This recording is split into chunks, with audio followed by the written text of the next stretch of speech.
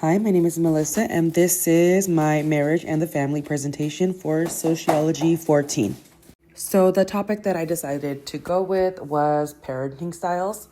I chose this topic because my whole life and my whole journey as a mom is connected to parenting styles. I grew up in a home where yelling was normal and emotions were kept inside. I was constantly being gaslit. My opinions never mattered. Nobody ever really talked to me about feelings, boundaries, or how to handle life in general. Gender roles definitely played a big role and controlled my life. It affected my mental health in ways that I didn't fully understand until I got older. Now that I have my own kids, especially two high-functioning autistic kids, as well as a daughter that suffers from depression and anxiety, this topic hits different. It is personal. I want to be the start of the change to break this cycle. So we want to know what parenting styles are. Parenting styles describe the way adults guide, respond to, and teach their children.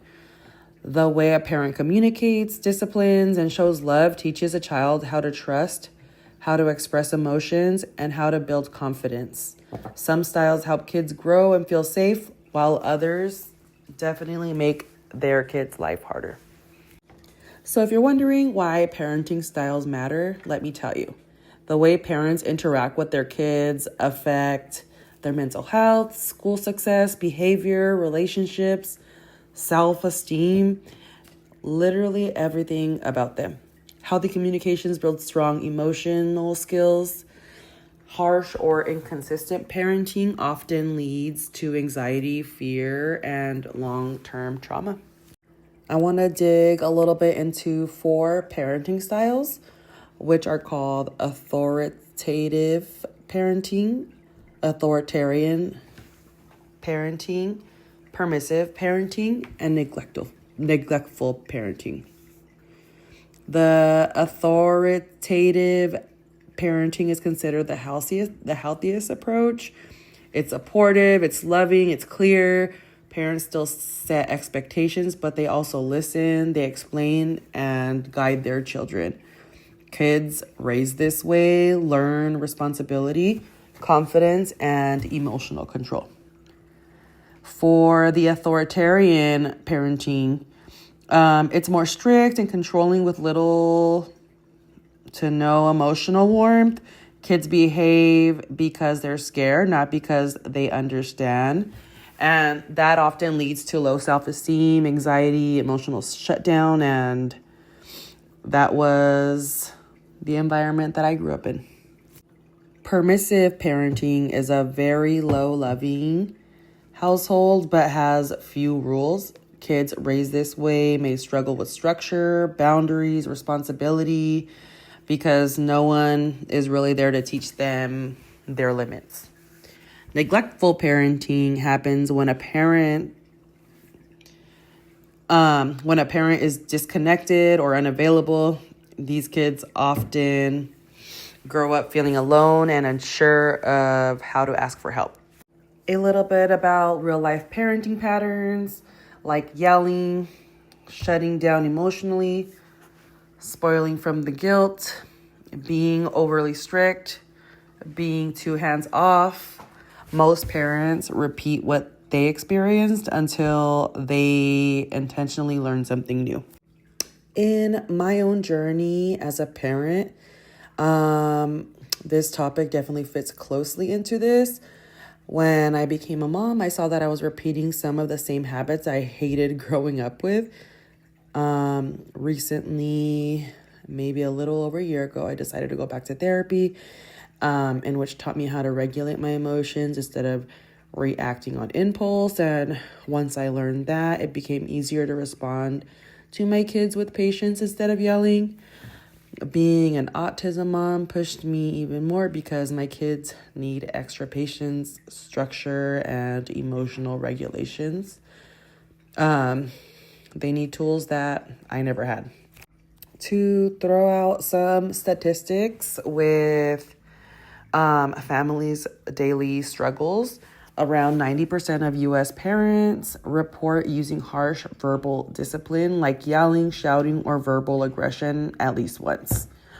Among young children worldwide, about 66% of caregivers say they sometimes use shouting as a discipline method. In one recent study, 66% of parents reported shouting as a discipline behavior towards young children. Bottom line, many families are struggling with stressful, harsh, or inconsistent discipline, not because they don't care, but often because they weren't taught healthier ways. Why this is relevant to sociology, parenting, and socialization. Parenting shapes school behavior, friendships, stress response. Home is where kids learn to trust, communicate, conflict skills, emotional awareness. Unhealthy cycles often lead to mental health struggles, relationship problems, emotional dysregulation. For me personally, parenting has been a mirror. It has shown me everything I needed to heal my inner child. I am still learning and growing and teaching myself how to break the yelling cycle and show up differently for my kids. They ultimately deserve emotional safety, structure, and real support overall. It took time for me to see that I was parenting the way I was raised, but once I saw it, I committed to changing it because, again, they do deserve it, and definitely the cycle ends with me. There's been a big shift on parenting styles lately, and older generations focus more so on control and discipline, where kids never really had a voice back then. Today, what I see more and what statistics show, parents are learning more about emotional development, mental health, and how to guide their kids instead of intimidating them. More parents are learning to redirect their kids instead of punish. So what can society do to help? More access to parenting education, more trauma-informed support, normalizing therapy, more community resources, more support for neurodivergent families. Not all children have the same needs. So I definitely see how parents need a lot of support because not even I parent my kids the same. I treat them all differently because they all need different needs. So another reason why I chose this topic is because I want to eventually be a licensed clinical social worker, and why I want to be that. Basically, my experiences are the reasons why I want to become a licensed clinical social worker.